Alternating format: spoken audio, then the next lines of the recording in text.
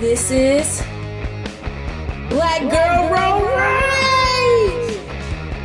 This is a struggle ass day right now.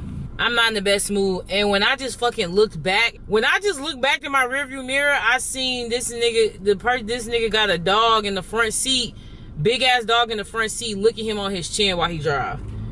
Literally. But I'm not about to manifest like bad energy or some shit like that. Like, I don't want to let that take over me. Just got off of work and I'm just over it. I'm over people's looks. I'm over people's stares. I'm over people's attitudes. I don't know. I don't want this person behind me. Stop! Bitch! Damn, you see we in a crowded section and your dumb ass steady trying to drive up on somebody. Like, that's the type of, I got my back, right?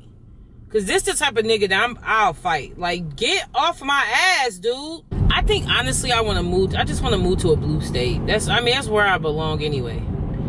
Like, being in a red state, I think I'm over it. Like, I think I just want to be in a blue state.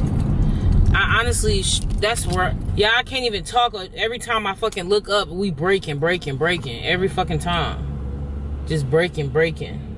Buses and breaking and buses. One girl under my video, she commented on my dream catcher. She was like, do you sleep in your car? Why is there a dream catcher in there?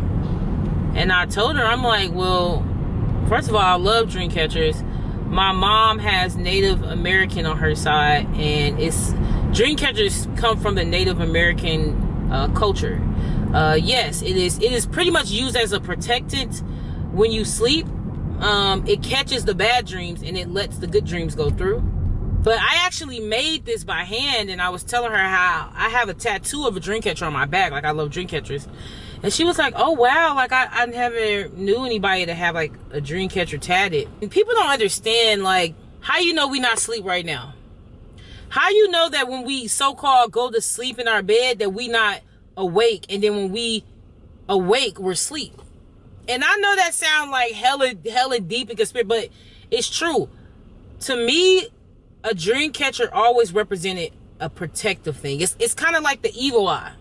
But for me, it's like, I am trying to manifest my ideas and my dreams into my reality. And the dream catcher is going to stop those bad things or bad people, is going to protect me against those things, so that way my actual manifestations come true.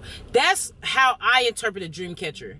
The idea is, I'm always dreaming. Like, you don't know. We could be dreaming right now, and I need the dream catcher right now. And then when I'm asleep, who knows? That's when I could be actually awake. And then when I wake up to this third dimensional world, I could be in the dream. This could all be the dream. So either way, I need protection in both worlds. So I always saw dream catchers, and mind you, I got the tattoo of the dream catcher on my back when I turned 18. And I've had it, and I still love the tattoo.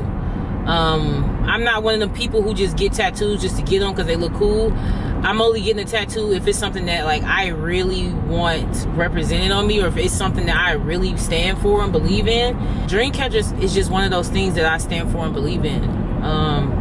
It's a protectant. What people decide to get tatted on them is damn near as important or interesting as why. It's a whole fucking shoe in the middle of the road. But I always want to know why people got a tattoo they got. Some people get these tattoos and they like, oh yeah, I got this when I was 16 in somebody's basement or something. And it's just like, at that time I liked, I liked this or whatever. There are people who get tattoos because in the moment that they got the tattoo, they liked it. There are people who they just want to fill up their body with marks. They just think it look cool. They just like how it make them look. There are some people who are like me, who they get tattoos because of what it means and represents to their core morals and their core values.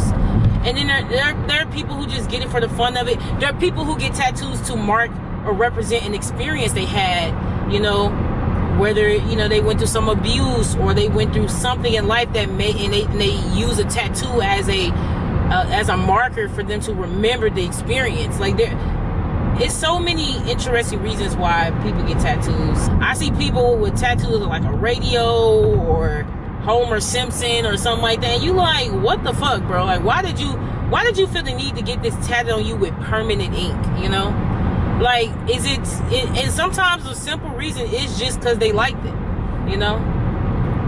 But for me, if I'm gonna get it in permanent ink, most likely it's gonna be something that represents my moral or core values as an individual. Like, I could like a dream catcher, but I ain't had to get it tatted. There's a lot of things I like, but I would never get them tatted.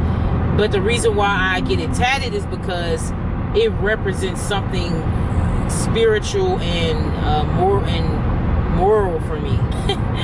And I ain't judging. Like, it's all interesting. But I think I've seen the most regret with tattoos with people who gotten them. They were going with the fad, you know, and they get something because everybody else was getting it, or it was popular at the time. And then when they get older, they realize that, yeah, that was the dumbest thing, or, you know, I don't go off no trends, or don't go off no fads, or don't, because that shit always gonna change. You just go off of you. Just go off of you. I personally I love tribal tats. I just love a tribal tat and how it looks. I like what it represents, and I just love the thick block lines, and that's kind of the inspiration for my tattoo on my back. It's like, I love a tribal tattoo. Wondering why we was stopping like that. A nigga with a motorcycle, old Dave Hardy ass nigga. Like, bro, your motorcycle ass damn near finna cause an accident. As I go through life, I think I realized that fuck how, especially when it comes to relationships, I'm so much more concerned now with how they think and why they think the way they do.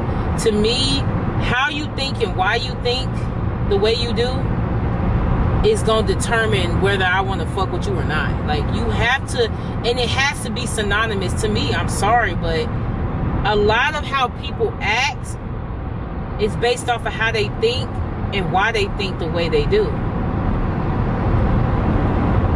If your mind is fucked up, nah, you can't get nowhere near me. If your mind is not thinking enough, you can't get near me. If you got this mind state to manipulate and control people, you can't get near me.